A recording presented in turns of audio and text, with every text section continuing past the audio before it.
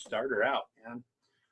Hi, guys. Adler from FM 1021 via Zoom with two great Wisconsinites, one no longer in Wisconsin, the other very much in Wisconsin. Matt Beringer, COO of Pabst Theater Group, and Ryan Matteson, owner and operator of 10 Adams Management, who is overlooking one of the bands. I almost caught myself saying coming to Milwaukee. Streaming, can I say streaming to Milwaukee? Is that do we have a new term for that yet? I think you've coined it. Yeah, it's yours now. Yeah, streaming I like it. To wherever you're from, because you can just be sitting on your couch and watching it. The band is coming up June 4th, a week from Thursday, called Whitney, a band out of Chicago that I think is just incredible. So incredible that even if you laugh at the idea of John Denver, listen to their cover of a John Denver song and it'll change your day. It was Take Me Home Country Roads they covered, and it's gorgeous. It took me from my childhood seeing John Denver on the Muppet Show going, this guy's always kind of been corny, to, my God, this is a good song. We're certainly happy to have it out there. It's one of those things of, we released the song today along with another cover of SWV's Rain. And we just felt like it was a good time to get some new music out there, even if it was just a cover. It's going to be part of what the guys are going to be playing on this live stream.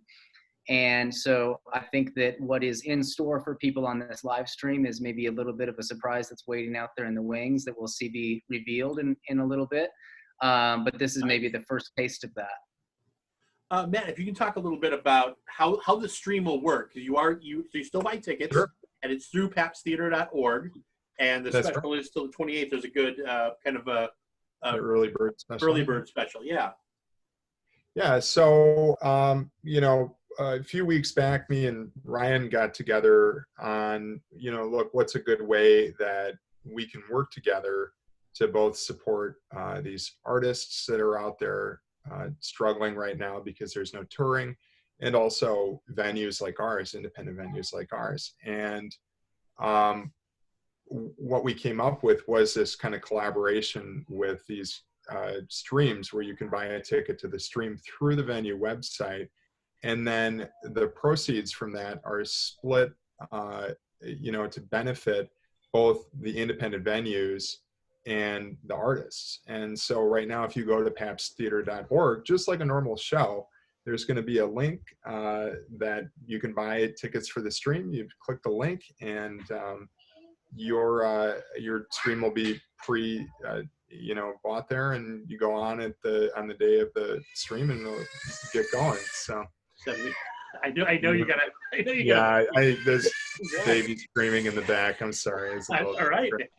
But look, we're trying our best, I think, to present these just like a normal concert. When we did the Japanese breakfast one a couple of weeks back, yeah, the big thing me and my wife did was we ordered some curbside Mexican food and margaritas to go, and we sat down, had our margaritas, watched a show, and it was a fun experience. I highly recommend the curbside food plus show experience. It's a great. You make it your own, yeah.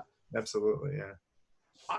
How do you both see this? Do you think of this as sort of a little bit of a short term, and let's call it end of the summer or fall, that this goes on? Or do you think with some bands like Whitney's a duo, so that's a relatively easy thing to set up almost anywhere at any time? Obviously, you want to see people live, and with their butts in the seats, paying for tickets. But how do you see this going forward? I mean, for us, it's absolutely the path forward until further notice. We've really kind of put all our chips in on this, and are retooling it every time we're doing it, and making sure that we're giving back along the way. And for us, it was also that there's an opportunity where if we're going to be doing something, we should be doing something to benefit the places that we want to be at in a few months from now or next year, whenever we get the green light to be doing some touring. And I think there's also just this greater level of community that's maybe going on behind the scenes. It's brought Matt and I back together. We haven't, talked as much as we have in these past 2 weeks, I think, as we have maybe in the past 2 years. And now I'm reconnected with you. And I think there's a lot of levels to the outreach and the music community and that fabric, which is a lot smaller than people might really think. And it's again, taking that experience that Matt just laid out. I think when you buy a ticket for one of these things, you actually carve out time in your schedule to make an evening of it. You know, you sit down and you block out that hour and 15 minutes to actually spend as you would with a show. So we've found that this has been extremely rewarding for the artists that have done them. But to be able to help, you know, give back to some of the venues that we love and have been there and supported us, we've grown, is extremely important to us in our business practice. What are the bands? Oh yeah, go ahead, Matt. Sorry. Oh, I was going to say, I would also say, speaking to the future of this, you know, look, we're sitting in a world right now where I think 10 years ago, nobody thought things like Twitch or esports would be as big as they are.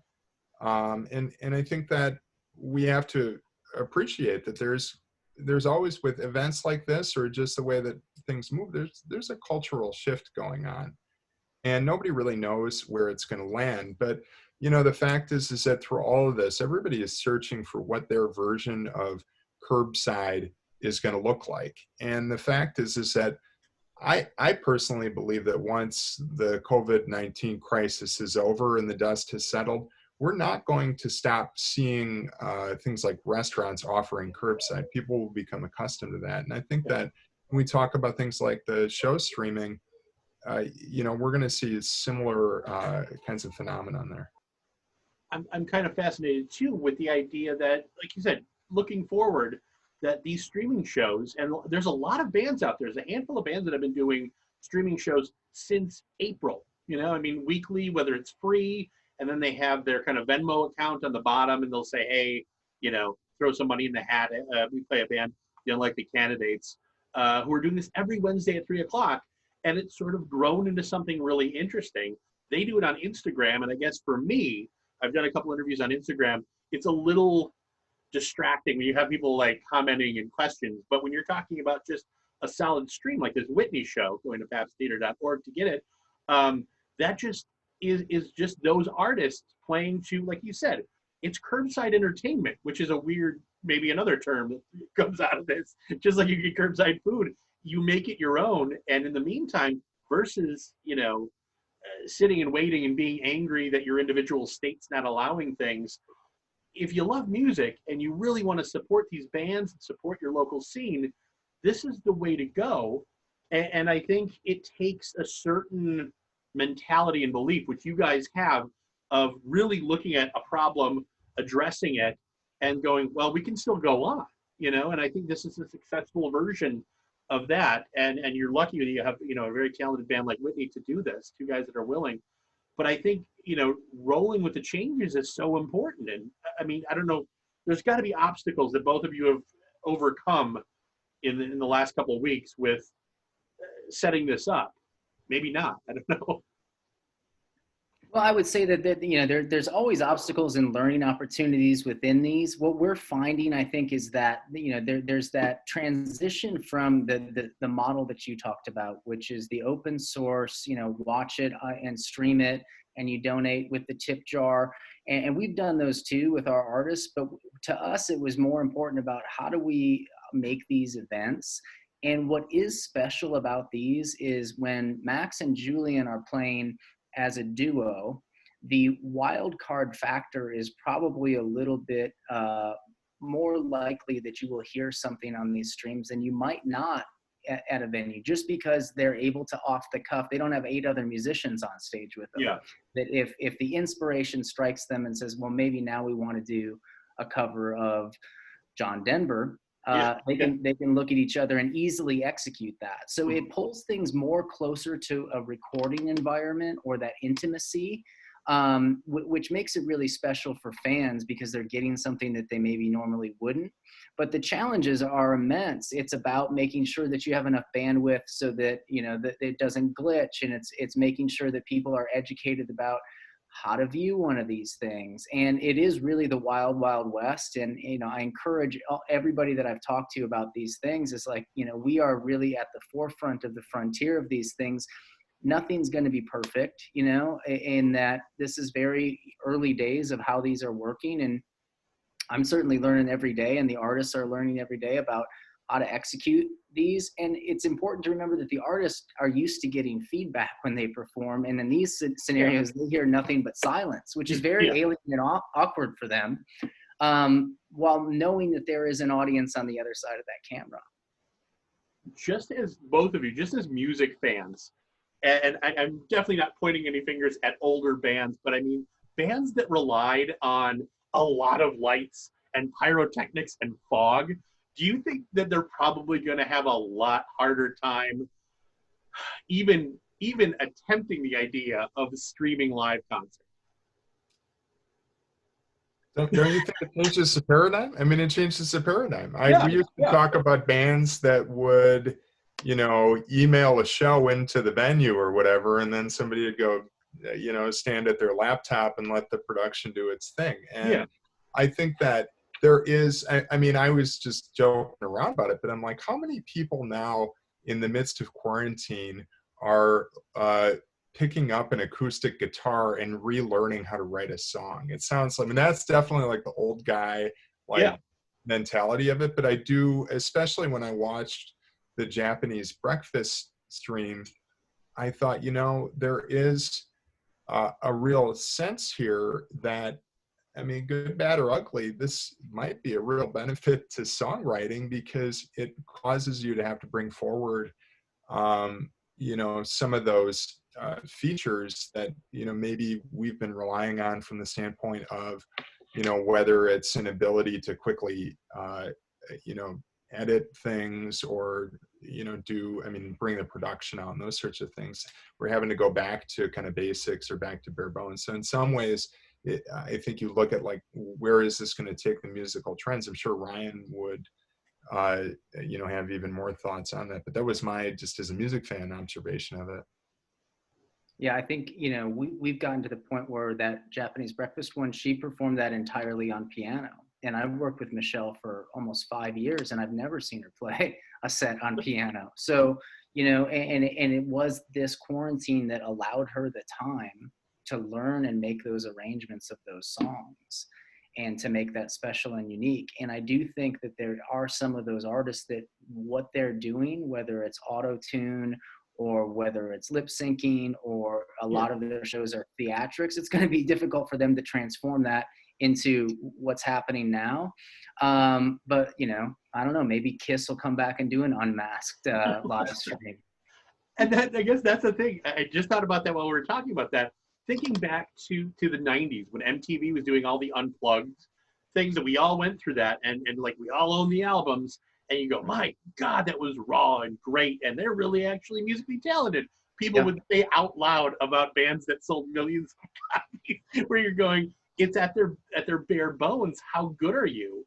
And it's a hell of a time to be tested as a musician, but at the same time, it's good that it's happening, and it's kind of an advancement forward. Again, the show we're talking about, Whitney, happening June 4th, pabsttheater.org. You can click on the streaming and buy tickets at the early bird price up until this Thursday. The show is next Thursday, June 4th.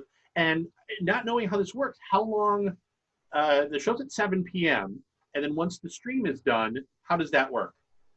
So there will be an archive for those people that either forget, can't tune in, something comes up. We'll make that available for people to watch for a few hours after that. But we really encourage everybody to be there and enjoy it at the same time as everybody else. And the guys are going to play, a regular Whitney set as they would. They'll craft it, pulling from their albums, new stuff that they're working on, these new covers that were just released. I'm positive will be in that set. And, there's a chat room in there, which a lot of people find extremely fun and are able to communicate and build a community around these shows. So it feels like you're able to share that experience with people that might be in different places. And the unique part is the money is going to multiple channels too. Mm-hmm. For ticket sales, correct? Anyone that buys the ticket from the Pabst site is directly supporting the Pabst Theater Group, which is extremely important. And, I'm encouraging all my friends in Milwaukee, look, even if you don't know who this band is, but you like going to shows at the Pabst, you should buy a ticket for this, because it's going to help benefit that venue. And, the more of these that we do, the more I think it becomes commonplace and people get used to that as an experience for the time being. I'll also plug for the Pabst Theater. They have great new gear that just came That's out right. Yeah. 2 weeks ago. Yeah. Go to pabsttheater.org. Masks, the whole bit, man. It's Yeah. like I'm gonna buy a mask and it's gonna figure out if I want a Turner Hall one or Riverside. I'm not sure where I'm gonna lean yet. So, Well, look, it's been really affirming to see the amount of support that we've gotten here. I think that when you look at things like the Pabst Theater Group, where we have these venues that are basically, we're managing these venues that are institutions in the city, be it Turner Hall, the Pabst Theater, Riverside Theater. I think a lot of people think of those as just things that are permanent.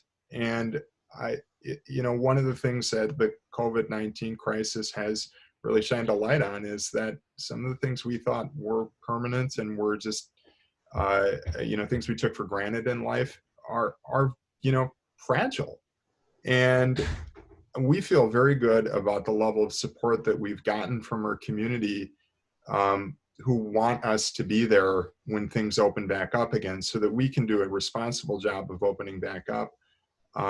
But also in the meantime, our community has been there to support us, whether it has been buying merchandise with the t-shirts and sweatshirts and face masks, or buying tickets to the live stream. So we feel very, fortunate that we have such a supportive community that can see, hey, look, this is, things are in danger here. And the same applies to a lot of the artists that we support. So as Ryan was saying, even if, you're not necessarily a fan of Whitney or you don't know the band, this is one of the ways, or buying a t-shirt or whatever, is one of the ways you can say, hey, I want to put an insurance policy down that these sorts of things will return in a live form as well to these venues and these touring artists.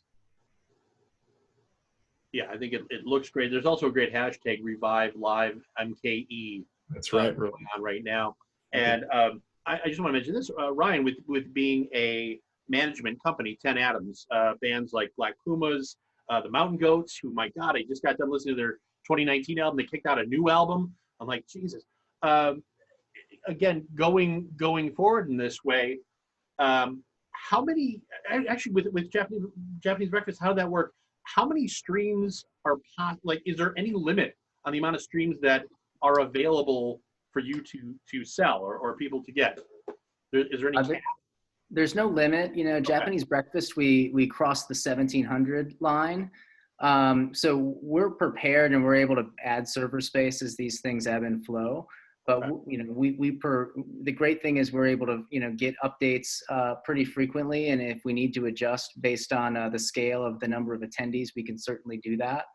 But again, it's one of those things where we're learning after every one, where we immediately after they happen, we sit down and say, all right, well, what do we need to do to change this, or how do we do this, or what platform should we use for this artist? And it's been a knife sharpening experience, as we talk about in the office a lot, of like, how are we, it's made us think more creatively. You get so set in your routines of this is how we do this and this is how we do that. And there's a lot of value in that and there's strength in that.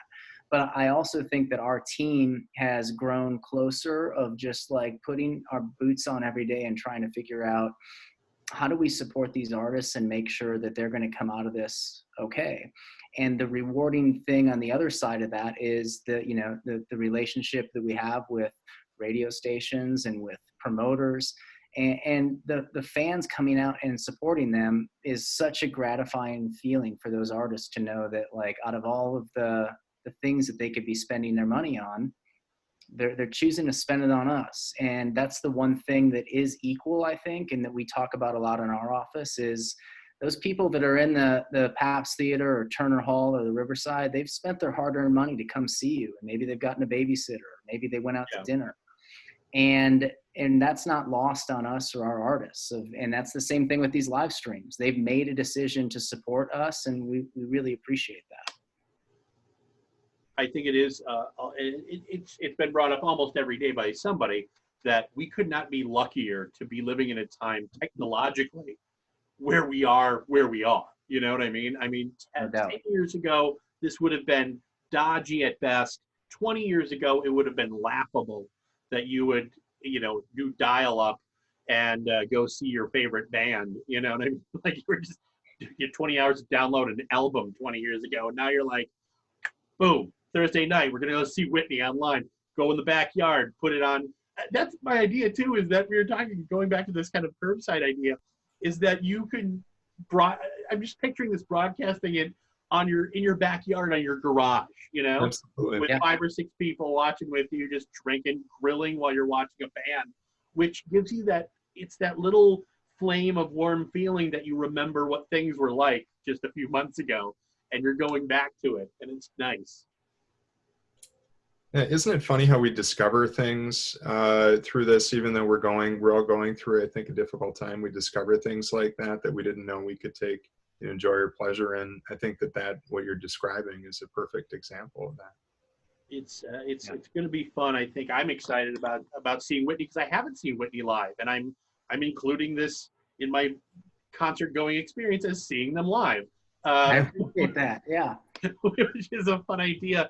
Other things in the near future that either of you guys want to talk about that you're working on, similar to this? Look, we're working with Ryan and his team on a bunch more streams. I think there's going to be some really exciting artists coming up that we're going to be working with that we're announcing. And then on our side, at least with Pabst Theater Group here, we're looking for ways to innovate, and we're looking for ways to make the best of this time here. So I think you're seeing around town a lot of interesting ideas. We've got kind of our spin on it that'll be coming out pretty soon as well, in terms of just some really exciting things that can give people an entertainment fix, safely during the COVID-19 crisis. But I would say just keep an eye on our website, pabsttheater.org. We're all over a bunch of innovative ideas that I think will involve local businesses and involve artists that we work with, and some other fun stuff. I want to have people to remember this NIVA, N-I-V-A, National Independent Venue Association, doing a lot of good for a lot of independent venues, which, like city to city, most of them are independent. I mean, a lot of these are just going show to show, and it's cool talking to you guys, because most people don't realize what effort goes into just booking one band a couple months in advance, all the logistics, all the things that have to be signed and agreed to, and just to work. And this, although difficult, and you're not, you don't get the monies in the hotels or butts in the seat or concessions, you still are connecting fans to bands, which at its very base level is the most important thing. So I think it's just interesting that what work you guys have been putting into, and how your brains probably almost have to work differently than normally, where you just go, all right, gonna email Ryan, make sure everything's okay with the band. Now you're like, is the stream okay? Is there enough bandwidth? It's really interesting to figure out troubleshooting. Funny about what you're saying there is it actually kind of like some of what we're going through in terms of exploring both this project and some of the other projects, to me, really has given me a feeling of producing events that I haven't had for 15 years, which was like when we started the Pabst Theater Group, we really were kind of figuring out as we went along. We were taking historic venues and saying, let's look at them in a different way, or let's look at a different way of providing entertainment to the city. These venues have been around for a really long time, but their identities were significantly different than they are now. And there is a little bit of that going on now, again, where we're saying, okay, how do we reinvent what we do? How do we look at things differently? And I get almost like a little dopamine, shot of dopamine when it comes to like, oh man, like here we go, we're figuring it out, and it's baby steps, and some stuff isn't going to work. Some stuff's going to work way better than we thought it would. But it is really exciting to say, okay, like let's use our imaginations here, and let's get, enthused about looking at things in a different way. Same exact for us. It's all about finding new ways, being creative, making sure that every day we're looking after our artists and making sure that they're moving forward. And this has been a great experience for us to be able to do these. And it's been a great opportunity for the artists to earn some income, where most of our artists, they've lost everything this year. Yeah. Every single tour date or album has had to be postponed, and it's dark days. So opportunities like this coming together, even if it's over a computer screen or pushed to your TV, those for our artists and our team, you know, just speaking from them, is those are those moments where you can actually take a deep sigh and kind of just sit back, and it feels the most normal, even though it's not the same thing, if that makes any sense. No, yeah, I absolutely. And again, a week from this Thursday, June 4th, it's going to be the band Whitney, 7 p.m. Streaming. Go to pabsttheater.org for tickets. Early bird tickets, if you get them before this Thursday, then they go up, I think, $5 after that. And as you guys said, the stream goes on a little bit after, archived for people that might not be there right at 7 on a Thursday. But enough of that. Make sure you're there right at 7 o'clock on Thursday. It's a date night. It is. Make That's it right. so. You know, get the margaritas. Just load up on. Do those perks, yeah. Exactly, guys. So great to talk to you again through this. Excited to be promoting stuff that you guys are working on again. And I want to talk again as soon as we can. Thank you so much. Great seeing you. All right. Thanks, Matt. Thanks, Brian. Later. Bye, guys.